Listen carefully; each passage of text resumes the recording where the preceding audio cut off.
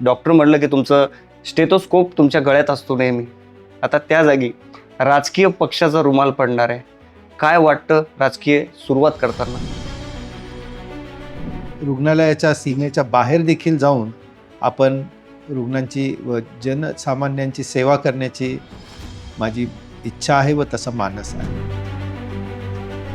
महेशदादा लांडगे यांनी जेव्हा ते सुचवलं आणि पक्षाने सुद्धा जेव्हा माझ्यावर विश्वास टाकला त्यावेळेलाच पक्षप्रवेश करण्याचं व सक्रिय राजकारणामध्ये येण्याचं मी ठरवलं. राजकीयदृष्ट्या काही मायलेज मिळावं म्हणून काही निगेटिव्ह कॉमेंट करणं हे मी कधीही करणार नाही. जर तुम्हाला मतदारांनी संधी दिली तर यस, डॉक्टर सुहास कांबळे हे काम करून दाखवणारच. 100% करणार. आता तुमच्या भोसरीचे आमदार आहेत महेशदादा लांडगे, त्यांच्या कामाची कुठली स्टाईल तुम्हाला आवडते? एक म्हणजे ते पोटात एक आणि ओटात एक असं त्यांचं कधीच नसतं. जेवढी जास्त टीका होईल तेवढा मला फायदाच होईल असं मला वाटतं. नमस्कार, मी विष्णू सानप. लेट्सअप मराठीमध्ये आपलं स्वागत. महानगरपालिका निवडणुकीचा कार्यक्रम जाहीर झालेला आहे आणि त्यानंतर इच्छुक असतील, माजी नगरसेवक असतील किंवा इतर मंडळी सध्या निवडणुकीच्या तयारीला लागलेले आहेत. मात्र कुठले मुद्दे घेऊन ते पुढे जात आहेत, कुठल्या मुद्द्यावर ते नागरिकांकडे जाणार आहेत आणि आम्हाला मतदान करा अशी साथ घालणार आहेत, शिवाय त्या उमेदवारांचा राजकीय प्रवास काय असणार आहे किंवा काय होता यावर देखील आपण लेट्सअपच्या या कार्यक्रमाच्या माध्यमातून प्रयत्न करतोय. आज पाहुणे आहेत भोसरी विधानसभा मतदारसंघातील प्रभाग 8 मध्ये. ते इच्छुक आहेत, ते पेशाने डॉक्टर आहेत आणि भोसरी आणि पिंपरी चिंचवडमध्ये प्रसिद्ध अस्थिरोग तज्ज्ञ म्हणून त्यांची ओळख सगळ्यांना माहिती आहे. असे सुहास कांबळे सर माझ्यासोबत आहेत. नमस्कार. ते नव्याने राजकीय सुरुवात करतायत, एक नवीन इनिंग सुरू करतायत. त्यावरच मी त्यांना बोलतं करणार आहे आणि ते डॉक्टर ते राजकारणी यांचा जो हा प्रवास सुरू आहे त्यावर त्यांना मी बोलतं करणार आहे. सर, तुमचं लेट्सअप मराठीमध्ये खूप खूप स्वागत. धन्यवाद. आता डॉक्टर म्हटलं की तुमचं स्टेथोस्कोप तुमच्या गळ्यात असतो नेहमी. आता त्या जागी राजकीय पक्षाचा रुमाल पडणार आहे. काय वाटतं राजकीय सुरुवात करताना? सर्वप्रथम मी आपले आभार की तुम्ही माझे हे पॉडकास्ट करताय. इतके वर्ष हॉस्पिटलच्या आतमध्ये रुग्णसेवा ही मी करत आलेलोच आहे. परंतु जनसामान्यांचं फक्त आरोग्य हे हॉस्पिटलच्या आतच ठीक केलं जातं असं नाहीये. त्याचे मूळ जी कारणं आहेत ती ज्या घरात राहतात, जिथून ते वावरतात, ज्या वातावरणामधून ते येतात, याच्यामधूनच त्यांचं जे आरोग्य आहे त्याच्या मूळ समस्या सुरू होतात. अगदी रस्त्यावरील खड्डे असतील, त्याच्यामुळे होणारे अपघात असतील, पाणी पुरवठा कसा आहे त्याच्यापासून होणारे काही आरोग्याशी संबंधित काही प्रश्न असतील, या सगळ्या गोष्टी शेवटी समाजातून आणि त्या रुग्ण ज्या वातावरणात राहतो त्याच्यातूनच सुरू होतात. त्यामुळं फक्त रुग्णालयाच्या आतमध्ये सेवा देऊन पुरेसं आपण कार्य करतोय असं वाटत नाही. अशा वेळेला रुग्णालयाच्या सीमेच्या बाहेर देखील जाऊन आपण रुग्णांची व जनसामान्यांची सेवा करण्याची माझी इच्छा आहे व तसा मानस आहे. बरं, राजकारणाकडे यायचं किंवा राजकारणात सक्रिय व्हायचं असं कधी ठरवलंय? हेच इतके वर्ष जेव्हा आपण राजकारणाकडे बघतो की लोक अत्यंत निगेटिव्ह भावनेने राजकारण केलं जातं. याच्यावर टीका कर, दुसऱ्यावर टीका कर, या प्रकारचं राजकारण बऱ्याच वेळेला चालतं. दुर्दैवाने खूप सुशिक्षित लोक यामध्ये उतरतात असं दिसत नाहीये. एकंदरीतच जनसामान्यांचा जो राजकारणाकडे बघण्याचा दृष्टिकोन आहे तो बदलावा असं मला सदैव वाटतच होतं. व बऱ्याच वेळेला चर्चा होते की आपण नुसतीच बाहेर चर्चा करतो पण राजकारणामध्ये का नाही सक्रिय होत जे सुशिक्षित आणि अति उच्च शिक्षित लोक आहेत. ही जेव्हा चर्चा नेहमी ऐकली जाते हे बघून मला नेहमी असं वाटायचं की आपण स्वतःच या राजकारणामध्ये संधी मिळाली तर आपण चांगले बदल घडवू शकतो. लोकांचा जो राजकारणाकडे बघण्याचा जो दृष्टिकोन आहे तो बदलावा व आपल्या अनुभवाचा, आपलं जे काही संघटन कौशल्य हॉस्पिटलमध्ये आहे, ज्या आत्मीयतेने आपण पेशंटची, रुग्णांची सगळी जी सेवा करतो, त्याच पद्धतीनं आपण बाहेर देखील विचार करून आपण थोडीशी जे सेवा करणं हे आवश्यक आहे असं वाटत राहिल्याने राजकारणाचा देखील विचार करायला हरकत नाही असं माझं असं मी ठरवलं. व आमचे जे दमदार आमदार आहेत, भोसरी विधानसभेचे महेशदादा लांडगे यांनी जेव्हा ते सुचवलं आणि पक्षाने सुद्धा जेव्हा माझ्यावर विश्वास टाकला, त्यावेळेलाच पक्षप्रवेश करण्याचं व सक्रिय राजकारणामध्ये येण्याचं मी ठरवलं. तुम्ही याआधी आता डॉक्टर म्हणून काम करताय, तर ती सुद्धा एक रुग्णसेवा, समाजसेवाच आहे. मग असं काय कामं आहेत की त्यासाठी नगरसेवकच व्हावं लागतं? मी जसं मगाशी म्हणालो की रुग्ण आजारी पडल्यानंतर आपल्या हॉस्पिटलमध्ये येत असतात. तो रुग्ण आजारी पडू नये यासाठीच्या ज्या गोष्टी आहेत किंवा त्याचा अपघात होऊ नये यासाठीचं जे प्रिव्हेन्शन आहे ते जनरल सोसायटीमध्ये असलेली ज्या अडीअडचणी आहेत त्याच्यापासूनच सुरुवात होते. पाण्याची उत्तम व्यवस्था, चांगले रस्ते, उत्तम असं ड्रेनेज, या सगळ्या गोष्टी असतील, व्यवस्थित असतील, तर रुग्ण म्हणजे जनतेमधलं जे आरोग्य आहे ते सुधारण्याची शक्यता खूप चांगली असते. व त्या बाबतीमध्ये थोडं सकारात्मक काम करावं या दृष्टीनेच मला असं वाटतं की मी या राजकारणामध्ये पडलोय. थोडक्यात हे राजकारण करण्यासाठी म्हणून मी आलेलोच नाहीये. समाजकारण करणं हाच माझा उद्देश आहे. तसं बघितलं तर राजकीय डावपेच या गोष्टींची मला कधी कल्पनाही नाहीये आणि त्या काही कराव्यात असं मला काही वाटत सुद्धा नाही. सरळ साधं समाजसेवा करावी या उद्देशानेच मी हा सगळा पुढचा प्रवास करणार आहे. एकूणच आता आपण जर राजकीय मंडळी पाहिली तर त्यांची वेशभूषा, त्यांची बोलण्याची पद्धत, जोरजोरात डायलॉग बोलणे, सभा गाजवणे, हे सगळं सध्या सुरू असतं. हे तुम्ही पाहत असता. तर तशी काय तुम्ही तयारी केली की नाही? आम्ही जेव्हा प्रामाणिकपणे एखाद्या रुग्णाशी जेव्हा समजून सांगत असतो, पहिल्यांदा ऐकून घेणं हा आमचा पहिला गुणधर्म असतो एका चांगल्या यशस्वी डॉक्टरांचा. म्हणजे रुग्णाला काय होतं, हिस्ट्री टेकिंग किंवा रुग्णाला काय होतं हे आम्ही समजून घेतो, मग तपासतो आणि उपचार करतो. तसंच दुसऱ्या कुठल्याही समस्येबद्दल बोलण्यापेक्षा आधी ती समस्या नक्की काय आहे हे मी समजून घेईन, त्यानुसार मग उपाययोजना करण्यात येतील हे मी करेन. सभा गाजवणं हे तर काय म्हणजे राजकारण्यानेच मी आज इतके वर्ष मी प्रोफेसर म्हणून सुद्धा काम केलेलं आहे. चांगले व्याख्यानं देणं, कॉन्फरन्सेसमध्ये बोलणं, पब्लिक स्पीकिंग हे तर मला हातखंड आहे. राजकीय पद्धतीनेच बोलायला पाहिजे असं काही नाहीये. सभांमध्ये जेव्हा तुमच्याकडं जेव्हा त्या सभेच्या विषयाशी धरून जे काही आवश्यक असणारं जेव्हा तुमच्याकडं ज्ञान असतं तेव्हा त्याबद्दल बोलण्यासाठी खूप काही अशी वक्तृत्व कला लागते असं काही नाही. डॉक्टर म्हटलं की मितभाषी असतात, कमीच बोलतात, मोजकं बोलतात आणि टू द पॉइंट बोलतात. तर आता यापुढे कसं? टू द पॉइंट असेल की कसं? ते कायमस्वरूपी टू द पॉइंटच असणार. मी निगेटिव्ह कॉमेंट कुणाबद्दल कधीच केलेले नाही व यानंतर देखील फक्त राजकीय काही फायदा व्हावा किंवा राजकीय दृष्ट्या काही मायलेज मिळावं म्हणून काही निगेटिव्ह कॉमेंट करणं हे मी कधीही करणार नाही. तो माझा मूळ नेचरच नाहीये. त्यामुळं सभा गाजवताना सुद्धा आपण काही दुसऱ्यावरती कुरघोडी करण्याच्या उद्देशानेच बोलायचं हा काय माझा दृष्टिकोन कधीच नसेल. तुम्ही आता बोलताना असं म्हणालेत की सुरुवातीला रुग्णाला काय झालंय, त्याला काय आपण उपचार केले पाहिजेत, काय आवश्यक आहे, हे सगळं तपासता. आता तुम्ही इंद्रायणी नगर, संतनगर या भागामध्ये प्रभाग 8 मधून इच्छुक आहात. तर या प्रभागातल्या नागरिकांना काय हवंय हे जाणून घेतले? निश्चितपणे आमच्या इंद्रायणी नगर प्रभागामध्ये प्रभाग क्रमांक 8 मध्ये ज्यामध्ये बालाजीनगर आणि खंडेवस्ती हा देखील भाग येतो, तिथं गेल्या कित्येक वर्षापासून सुधारणा हे चालूच राहिलेले आहेत. आमच्या भाजपचे जे आधीचे नगरसेवक होते किंवा जे कोणी आधीचे दुसऱ्या पार्टीचे सुद्धा जे नगरसेवक असतील त्या सगळ्यांनी प्रगती करण्याचा निश्चितपणे प्रयत्न केलेलाच आहे.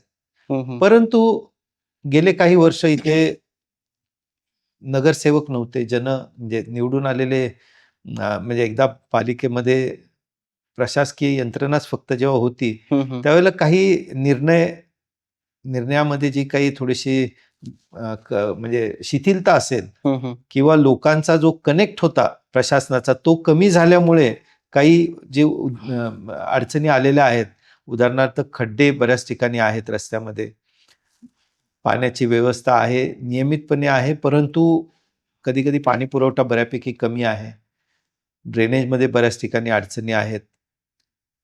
ह्या सगळ्या समस्या आहेत याची मला जाणीव आहे.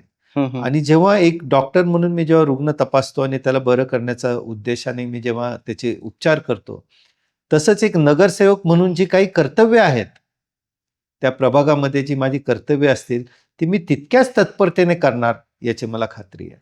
असं तुम्ही आज या पॉडकास्टमध्ये असं ठामपणे सांगू शकता का, की जर तुम्हाला मतदारांनी संधी दिली तर यस, डॉक्टर सुहास कांबळे हे काम करून दाखवणारच? 100% करणार. एक डॉक्टर म्हणून जितक्या यशस्वीपणे मी काम केलेलं आहे, तेवढ्याच यशस्वीपणे किंबहुना त्याहून जास्त इफेक्टिव्हली मी नगरसेवक आणि पुढच्या जे काही माझं जे समाजकार्य आहे त्यामध्ये मी निश्चितपणे तेवढाच यशस्वी होईल याची मला खात्री आहे. कुठलं काम करायचं पहिले? सर्वप्रथम इथल्या ज्या वॉर्ड प्रभागामधले जे काही बेसिक मुद्दे आहेत त्याच्यावरतीच मी काम करेल. म्हणजे रस्ते सुधारणा किंवा पाणी पुरवठ्याच्या दृष्टीने बऱ्याच ठिकाणी थोडंसं व्यवस्थित विद्युत यंत्रणा नाही आहे. हम्म. रस्त्यावरच्या लाईट्स बऱ्याच ठिकाणी बंद असतात. त्याच्यामध्ये कशा प्रकारे आपल्याला सुधारणा करता येईल ते मी बघणार आहे. आणि आता काही प्राधिकरणामधले काही प्रश्न आहेत की प्राधिकरणाकडून बरेचसे प्लॉट्स हे पिंपरी चिंचवड महानगरपालिकेकडे हस्तांतरित झालेले आहेत, पण त्याच्यामध्ये काही ना काही इश्यूज आहेत जे आमच्या म्हणजे आत्ताचे जे लोकप्रतिनिधी आहेत ते नेहमी सॉल्व्ह करायचा प्रयत्न करतातच. परंतु काही गव्हर्नमेंटचे डिसिजन झाले जे आत्तापर्यंत तेवढ्या प्रभावीपणे इम्प्लिमेंट नाही झालेले. ते कशा पद्धतीने इम्प्रूव्ह करता येईल हे मी निश्चितपणे बघेल. ते आता महानगरपालिकेच्या निवडणुकीमध्ये अनेक मोठ्या लेवलचे मुद्दे पण गाजतात, मात्र त्याला काही फारसा अर्थ राहत नाही. प्रभागातील नागरिकांना त्यांच्या मूलभूत सुविधा पाहिजे असतात, त्यांना दैनंदिन जीवनामध्ये ज्या अडचणी येतात ती एवढीच त्यांची फारशी अपेक्षा असते. निश्चितपणे तर करणार. तुमचं काय निरीक्षण आहे? तुम्ही डॉक्टर सुद्धा आहात सर, तर काय निरीक्षण आहे? लोकांना काय हवं आणि काय दिलं पाहिजेत? मी आत्ता सांगितल्याप्रमाणे ज्या मूलभूत सुविधा आहेत, म्हणजे रस्ता, पाणी, त्याचे जे व्यवस्थित विद्युत व्यवस्था आणि एकंदरीत समाजामध्ये जे काही व्यसनाधीनता आहे ती कशी कमी करता येईल हे मी प्रयत्न करणार. आता तुम्ही राजकीय इनिंग सुरू केलेली आहे, मात्र यासाठी तुम्हाला ऑफर आली होती की तुम्ही इच्छा व्यक्त केली होती? सुप्त इच्छा तर कायमस्वरूपी होतीच मनामध्ये, परंतु जेव्हा आमचे आमदार आहेत महेशदादा लांडगे आणि पक्षाने जेव्हा माझ्यावर विश्वास दाखवला त्यानंतर मग मी हे राजकीय प्रवास माझा सुरू करण्याचा निर्णय घेतला. बर, मग भाजपच निवडण्याचं काय कारण? भाजप ही अत्यंत प्रगतिशील अशी पार्टी आहे. नेहमी सकारात्मक दृष्टिकोन, टीका किती झाली तरी कृत्यातून त्याला उत्तर देणं ही जी काही विचारधारणा आहे माननीय पंतप्रधान मोदी साहेब किंवा फडणवीसजी आणि आमचे आमदार हे नेहमीच सदैव आपण प्रगतिशील कसे राहू, समाज कसा प्रगती करेल याच्याबद्दलच नेहमी विचार करतात. आणि हा जो पक्ष आहे हा निश्चितपणे एकंदरीत समाजाला प्रगतीकडे नेईल या दृष्टीने प्रयत्न करणारा पक्ष आहे याची मला पूर्णपणे खात्री आहे. आणि त्या दृष्टीनेच आपण म्हणजे जेव्हा भारतीय जनता पार्टीकडून जेव्हा मला तशी संधी मिळते तर तिचा पुरेपूर उपयोग समाजाच्या उन्नतीकरता फक्त कसा करता येईल हाच मी त्यामध्ये उद्देश ठेवतो. डॉक्टर म्हणलं की सगळ्यांच्या समोर येतं की अत्यंत दिलासादायक डॉक्टर बोलत असतात आणि असं म्हणतात की पेशंट जर दवाखान्यात गेला तर डॉक्टर एकदा बोलले की अर्ध तिची बिमारी गायब होऊन जाते. आता तर विरोधक तुमच्यावर टीका करणार आहेत इलेक्शनमध्ये उभं राहिल्यामुळे, तर तुम्ही सुद्धा त्यांच्यावर टीका करणार की काय? कसं उत्तर असेल? नाही, टीका करून काहीच साध्य होत नाहीये याची मला खात्री आहे. सकारात्मक दृष्टिकोन ठेवूनच मी या राजकारणामध्ये उतरणार आहे. इवन भविष्यामध्ये सुद्धा जर समजा म्हणजे मला जर मी निवडून आलो आणि पुढच्या कुठलाही जी काही राजकीय प्रवास आहे त्यामध्ये एकदा आपण निवडून आलो, एखाद्या सदनाचा आपण जेव्हा सदस्य होतो, त्यानंतर आपण फक्त आपल्याला ज्यांनी मतदान केलंय त्यांचीच कामं करायची हा दृष्टिकोन मी कधीच ठेवणार नाही. एकदा तुम्ही निवडून आला की तुम्ही फक्त तुमच्या पार्टीचे नाही राहत, तुम्ही त्या प्रभागाचे तुम्ही प्रतिनिधित्व करत असता.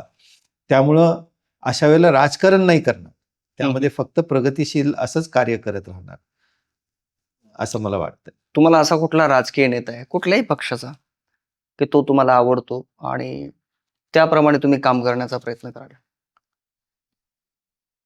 आमच्या दृष्टीने आदर्श म्हणजे डॉक्टर बाबासाहेब आंबेडकर. हेच माझे सर्वात आदर्श, आमचे ते म्हणजे म्हणजे आमचा बाप आहे तो, असंच आम्ही म्हणतो. आणि बाबासाहेबांनी ज्या पद्धतीनं सदैव जातीच्या पलीकडे जाऊन जो विचार केला, पूर्ण समाजाचा जो विचार केला आणि त्यांना जशी पूर्णपणे समाजाची उन्नती करण्याचा फक्त एका जातीपुरता किंवा एका समूहापुरता असा त्यांनी कधीच विचार केला नाही. त्याप्रमाणे तेच माझे आदर्श आहेत आणि त्यानुसारच मी प्रगती करत राहील. डॉक्टर साहेब, तुमच्या व्यक्तिगत आयुष्याबद्दल अनेकांना जाणून घ्यायचं, अनेकांना कुतूहल आहे. डॉक्टरचं मूळ गाव कुठलं आणि तुम्ही पुण्यात कसे आलात? मी सांगली जिल्ह्यामध्ये खेड पुनदी म्हणून माझं गाव आहे. माझे वडील महात्मा फुले कृषी विद्यापीठामध्ये सर्व्हिस करत होते आणि त्यांची वेगवेगळ्या ठिकाणी बदली व्हायची आणि आम्ही त्या पद्धतीने कधी कोल्हापूर कधी पुणे असं मुवमेंट्स झाल्या. परंतु मी जेव्हा 9वीला होतो त्यावेळेला वडिलांची बदली पुण्याहून राहुरीला झाली. परंतु आमच्या एज्युकेशनसाठी वडिलांनी स्वारगेट इथे एक छोटं घर घेतलं होतं, तिथं आम्ही राहिलो आणि तिथंच मग सेंट पॅट्रिक स्कूल म्हणून आहे, तिथून 10वी आणि साधना विद्यालय हडपसर इथून 12वी केली. त्यानंतर मेडिकल कॉलेज बीजे मेडिकल कॉलेजला चांगले मार्क मिळाल्यामुळे ॲडमिशन मिळाली. तिथंच MBBS पूर्ण केलं आणि त्यानंतर MS ऑर्थो ही जी डिग्री आहे ते मला बीजे मेडिकल कॉलेजमधून मिळाली. बरं. आता तुम्ही बरंचसं वैद्यकीय क्षेत्रामध्ये तुम्ही योगदान दिलेलं आहे. एक शिक्षक म्हणून काम केलं, एक डॉक्टर म्हणून रुग्णांची सेवा केली. असं वाटलं होतं का, की एक पार्टी जॉइन करून आपल्याला राजकारणातही आपण जाऊ, असं कधी विचार मनात आला होता? तसं बघितलं तर म्हणजे कधीच असं मनात आलं नव्हतं की आपण एखादी राजकीय पार्टी जॉईन करून लगेचच आपण निवडणुकीला उभं राहू. हे थोडं म्हणजे इच्छा तर नेहमी असायची, परंतु अशी खूप त्या दृष्टीने कधी प्रयत्न नाही केले. आता तुम्ही राजकारणात आलात, तर राजकारणातल्या सगळ्यात वाईट गोष्टी कुठल्या तुम्हाला वाटतात? मला असं वाटतं की नकारात्मकता ठेवायची आणि टीका करायची म्हणून टीका करत राहायची, ही अत्यंत चुकीची गोष्ट आहे. तुम्ही सकारात्मक काही विचार केला, त्यानुसार काही ऍक्टिव्हिटीज केल्या तर ते म्हणजे नकारात्मकता ठेवून टीका करत राहणं हे मला योग्य वाटत नाही. आणि सकारात्मक गोष्टी कुठल्या वाटतात? सकारात्मक गोष्टी म्हणजे तुम्हाला जेव्हा तुम्ही जेव्हा निवडून दिले जाता, तुम्ही जेव्हा लोकप्रतिनिधी म्हणून काम करता, त्यावेळेला तुम्ही निश्चितपणे समाज उपयोगी अशा गोष्टी करू शकता. तुमचा जो अनुभव आहे, तुमचं जे कौशल्य आहे, ते आपण जेव्हा निवडून दिलो जातो किंवा अजून त्याच्या पुढच्या जे काही पदं वगैरे मिळतात, त्यावेळेला खरं आपण समाजासाठी काहीतरी करू शकतो अशा पोझिशनमध्ये आपण येतो. आणि म्हणूनच राजकारण आणि राजकीय व्यक्ती या महत्त्वाच्या असतात. अशा ठिकाणी उच्च शिक्षित असे उमेदवार असणं, त्या उच्च शिक्षित असे लोकप्रतिनिधी असणं, हे निश्चितपणे मला वाटतं की समाजाच्या दृष्टीने फायद्याचं होईल. आता तुमच्या भोसरीचे आमदार आहेत महेशदादा लांडगे, त्यांच्या कामाची कुठली स्टाईल तुम्हाला आवडते? एक म्हणजे ते पोटात एक आणि ओटात एक असं त्यांचं कधीच नसतं. जे आहे ते रोखठोक असतं. बरं. ते जे बोलतात तेच करतात. म्हणजे बोलायचं एक, करायचं एक असं त्यांनी मला म्हणजे आजपर्यंत कधी झालं असं वाटत नाही. आणि त्यांची निर्णय क्षमता, त्यांचा दूरदृष्टी, त्यांची एखादी गोष्ट म्हणजे त्यांनी जे काही आता आमच्या पूर्ण पिंपरी चिंचवड महानगरपालिकेमध्ये आणि त्यांच्या विभागामध्ये, त्यांच्या विधानसभा मतदारसंघामध्ये जी कामं केली, ती खूप कमी वेळेमध्ये खूप चांगली कामं केलीत. अतिशय मोठे मोठे प्रोजेक्ट्स त्यांनी पिंपरी चिंचवडमध्ये आणलेत. उदाहरणार्थ त्यांनी सेपरेट असे म्हणजे जिल्हा न्यायालय इथं आणायचा हम्म. म्हणजे ती गोष्ट केलेली आहे. आरटीओचं ऑफिस इथं आणलंय. एफडीएचं ऑफिस त्यांनी इथं सुरू करण्यासाठी प्रगतिशील केले, प्रगती बरीच केलेली आहे. शिवाय इथे मुलींसाठीचे वसतिगृह इथं आणलं. अतिशय मोठा असा पुतळा त्यांनी आता इथे संभाजी महाराजांचा त्यांनी इथे उभा केला. आणि इथे समोरच जे इथे कचराकुंडी होती त्याच्यामध्ये वेस्ट टू एनर्जी हा प्रकल्प त्यांनी राबवला. प्राधिकरणामधले जे बरेचसे जे इश्यूज आहेत ते त्यांनी सॉल्व्ह केले. आणि हे सगळं खूप चांगली दूरदृष्टी ठेवून अतिशय धडाडीने त्यांनी हे सगळी कामं केलेली आहेत. तुम्ही आता डॉक्टर असल्यामुळे मी तुम्हाला आरोग्यासंदर्भात प्रश्न विचारतोय. पिंपरी चिंचवड शहरामध्ये आरोग्यासंदर्भात जी काही यंत्रणा सध्या आहे, मात्र ती 100% ऍक्टिव्ह व्हावी आणि लोकांना त्याचा फायदा व्हावा, यासाठी काही तुमच्या डोक्यात प्लॅन आहे का? आणि एकंदरीत कुठं बजेटच्या चुका होतात ते पण तुम्ही सांगू शकता. जवळजवळ 30% जो काही निधी आहे हा आरोग्य व्यवस्थेवरती बरोबर. खर्च केला जातो. परंतु त्या प्रमाणामध्ये जनतेला आरोग्य सेवा मिळतात असं मला खरंच प्रामाणिकपणे वाटत नाही. थोडंसं नियोजन अगदी योग्य पद्धतीने केलं तर हाच निधी अगदी व्यवस्थितपणे वापरला जाऊ शकतो. खरंच जनतेला ज्या पद्धतीची वैद्यकीय सेवा पाहिजे आणि आरोग्य सेवा पाहिजेत त्यामध्ये निश्चितपणे आपण चांगल्या सुधारणा करू शकतो असं मला वाटतंय. YCM हॉस्पिटलवरचा लोड जसा पेरिफेरल हॉस्पिटल थोडेसे स्ट्रॉंग करून वाढवण्यात आलेला आहे. योग्य पद्धतीनं जे काही डॉक्टर्स आहेत त्यांच्या नेमणुका व्यवस्थित करून, आरोग्य सेवक जे आहेत त्यांच्या नेमणुका व्यवस्थित करून अजून जास्त चांगल्या प्रकारे आरोग्य सेवा देता येतील असं मला वाटतं. डॉक्टर म्हणलं की शरीरातली प्रत्येक नस माहिती असते. तुम्हाला मतदारांची नस कळाली आहे का? मी गेले 30 वर्ष भोसरी आणि पिंपरी चिंचवडमध्ये काम करतो, प्रॅक्टिस करतो, वैद्यकीय व्यवसाय करतो. इथल्या घराघरामध्ये माझे जे पूर्वीचे पेशंट्स आहेत ते राहतात.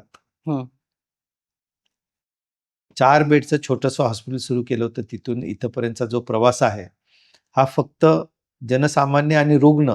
4 बेडचा तुम्ही जे रुग्णालय सुरू केलं ती कधीची गोष्ट? ते 1997 मध्ये मी 4 बेडचं छोटं हॉस्पिटल सुरू केलं. त्यानंतर मग ते हळूहळू आतापर्यंत प्रगती करत आता 100 बेडचं आपलं NABH अक्रेडिटेड असं हॉस्पिटल आहे. तर इथल्या घराघरामध्ये मी पोचलेलो. अगदी मोठ्या मोठ्या सोसायटीज आणि बंगलोज पासून ते अगदी जे बालाजीनगर किंवा या प्रकारचं जिथे आमच्या लोकांची जिथे वस्ती आहे अशा प्रत्येक ठिकाणचे रुग्ण माझ्याकडे आलेले आहेत व त्यांचं माझी एकदम चांगली असे रिलेशन्स. त्या रिलेशन्समुळे इथल्या लोकांच्या खरंच गरजा काय आहेत, काय अडचणी आहेत याची मला पूर्ण जाणीव आहे.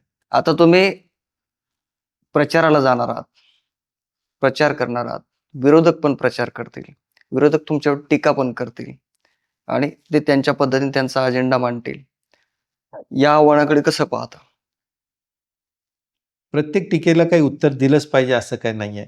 लोकांना टीका केलेली आवडतेच असं तर बिलकुल नाहीये. जेवढी जास्त टीका होईल तेवढा मला फायदाच होईल असं मला वाटतं.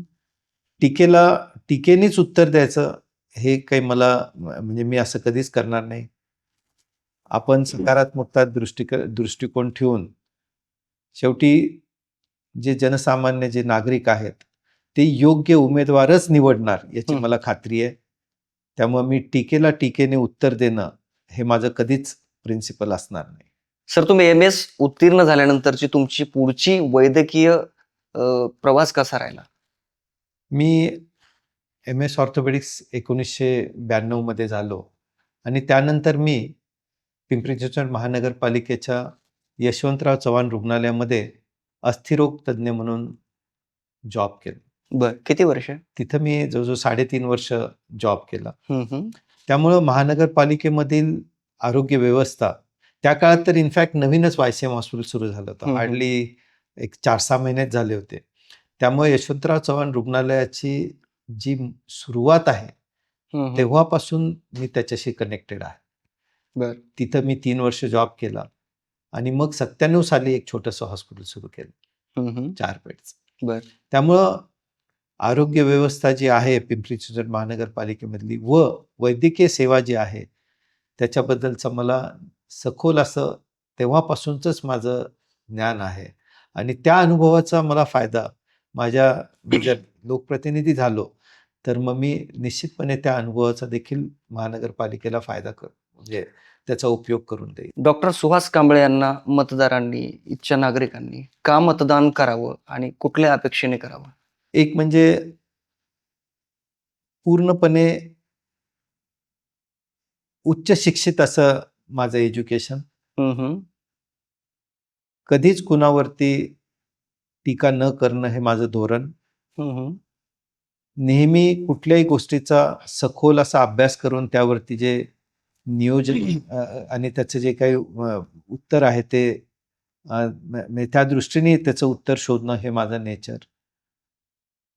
ह्या सगळ्या गोष्टी आणि एकंदरीतच राजकारणाकडं बघण्याचा जो दृष्टिकोन आहे, जो हम्म. उच्च शिक्षित असणारे जे उमेदवार आहेत त्यांच्याकडनं ज्या अपेक्षा असतात त्या पूर्ण करण्याचा मी निश्चितपणे प्रयत्न करेल.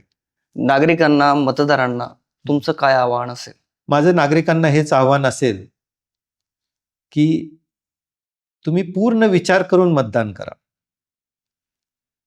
तुम्ही डॉक्टर कांबळे उभे आहेत म्हणजे तुम्हीच उभे आहात अशा पद्धतीने तुम्ही विचार करून तुम्ही तुमचं मतदान करावं असं मी त्यांना आवाहन करेल. व तुम्हाला माझ्यामध्ये जर समजा विश्वासकता वाटत असेल की हे जेव्हा डॉक्टर म्हणून एखाद्या रुग्णालयामध्ये सेवा देताना ज्या पद्धतीनं यशस्वीपणे सेवा दिले तसंच मी एक लोकप्रतिनिधी म्हणून सुद्धा तुमच्या अपेक्षा पूर्ण करेल याची तुम्हाला विश्वासकता वाटेल अशाच वेळेला तुम्ही मला मतदान करावं असे मी नागरिकांना आव्हान देतो.